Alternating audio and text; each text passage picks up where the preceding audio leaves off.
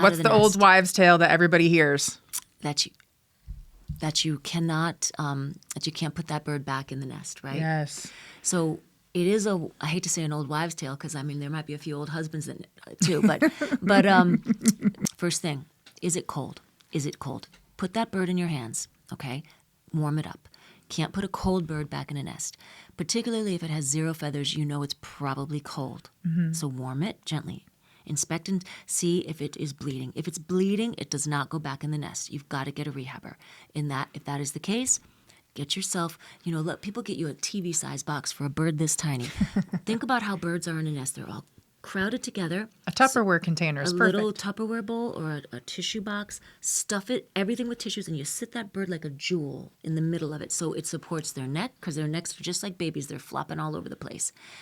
If it is uninjured, now most people don't understand how freaky their legs look, and everyone says, "Oh, their legs are broken." No.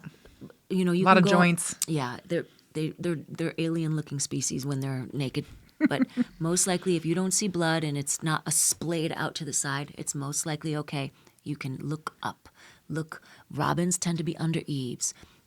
In thickets and brush, you can usually find if you see similar babies and that's that baby's nest, I can guarantee you those parents are watching your every move. Just pop that baby back in the nest once it's warm. You're not going to get a disease. You can wash your hands with soap. You won't scare mom and dad off forever. And mom and dad will come back. If you can't reach the nest, and I've tried this and done this multiple times, you can get a basket, and get that bird as close to the nest as you can. Not a massive basket. Think about the nest it's coming from. And never put a towel in that basket, because if it rains, you've just now drowned that bird. Yes. It must be a basket that has mesh and holes at the bottom so water can go through, but not a towel so it's sitting in a cold towel at night. Brush, dry brush, shavings possibly.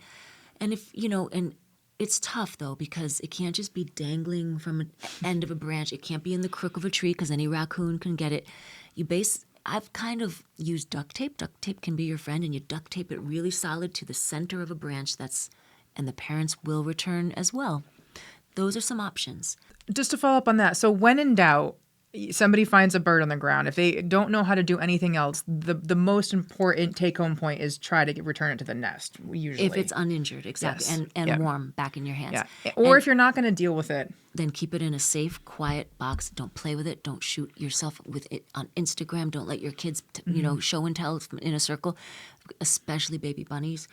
These are baby animals most likely, and let's just say this: to wildlife, you staring into their eyes, you're a predator to them. Yeah, it's very intimidating. It's very, very, very stressful. Stressing. So please understand that a quiet box with a couple of holes poked in it, not while it's in the box, poke the holes before you put it in the box, is the best thing for that animal. Keep it quiet. Keep it without all this commotion around it and visual commotion. Just keep it calm and quiet until you can get some help. And what people don't realize is the amount of pressure that you apply to, especially to a bird, damages what muscle tissue they do have. And it's shocking how little pressure it takes to do a lot of damage. Right. And so again, Angela mentioned, doing social media posts, letting kids hold animals.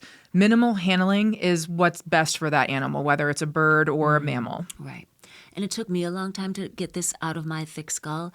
That, you think it's thirsty, so the first thing you want to do, and especially when you're Italian, you want to feed everything.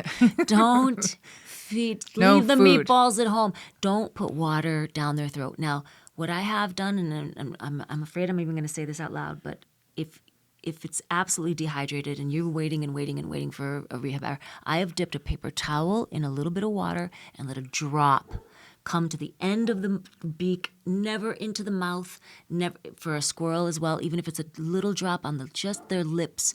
But forget I even said that, okay? Just leave it. Don't Better water, off to just no not food, do anything. no water, because it's our impetus to want to think. We think by feeding it we're helping it, and sometimes that actually makes it worse. If an animal is cold or compromised in their organs, feeding it can actually kill it. Hey folks, Dr. Leah here. Thanks for watching my podcast, Vet It Out. For more content about everything animal, make sure you like and subscribe and hit that notification bell to have the latest updates.